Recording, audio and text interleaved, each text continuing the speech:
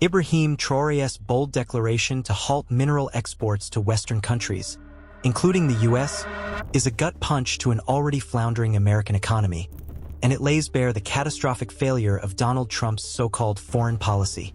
This move by Burkina Faso's junta leader, backed by a surge in anti-Western sentiment, threatens to choke U.S. industries reliant on gold, manganese, and zinc, key resources Burkina Faso supplies.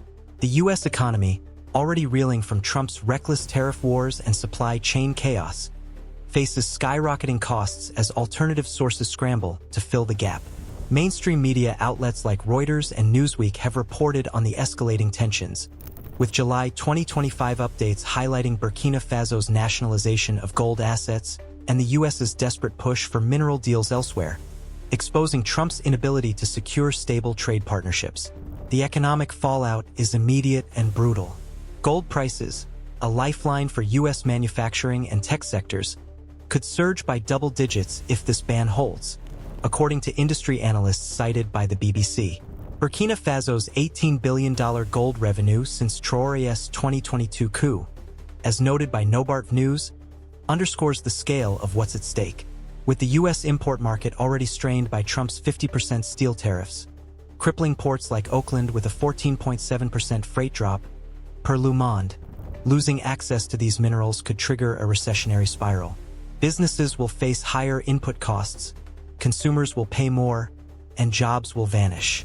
Trump's obsession with tariffs over diplomacy has left the U.S. vulnerable, a fact hammered home by the Atlantic Council's June 2025 analysis of the DRC-Rwanda deal, which reveals his mineral strategy as a shaky house of cards.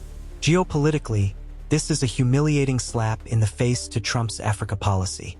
His July 9th to 11th, 2025 U.S.-Africa summit with leaders from Gabon, Liberia, and others touted by Front Page Africa as a trade overaid push was meant to lock down critical minerals and counter China.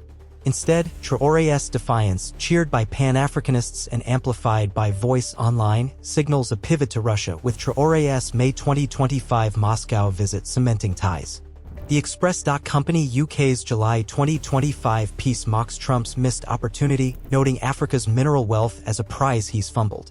His clumsy attempts to strong-arm deals like the DRC-Rwanda agreement signed June 27, 2025, per Newsweek, are unraveling as Sahel nations reject his neo-colonial playbook.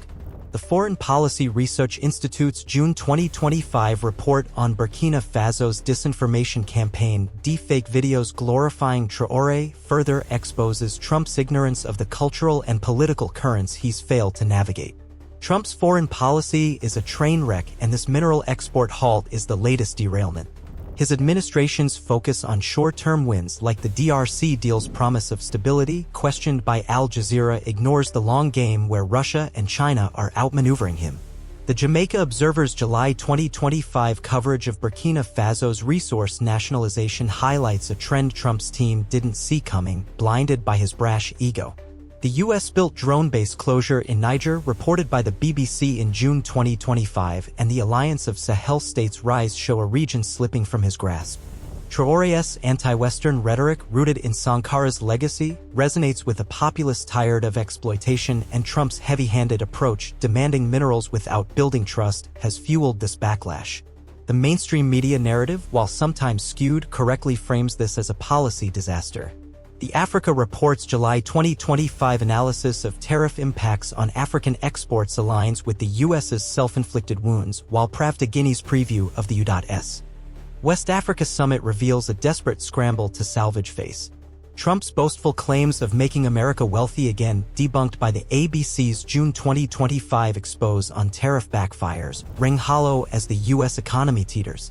His failure to anticipate Traoré's move, possibly a negotiating tactic or propaganda, as suggested by Africa Check's June 2025 fact-check on tax-free claims, shows a leader out of his depth, relying on bluster rather than strategy. This isn't just an economic hit, it's a geopolitical embarrassment for a president who thinks he can bully his way to global dominance.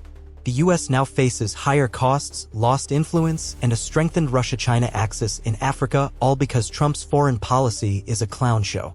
His inability to adapt, coupled with his disdain for nuanced diplomacy, has handed Traoré a victory and left the U.S. economy bleeding.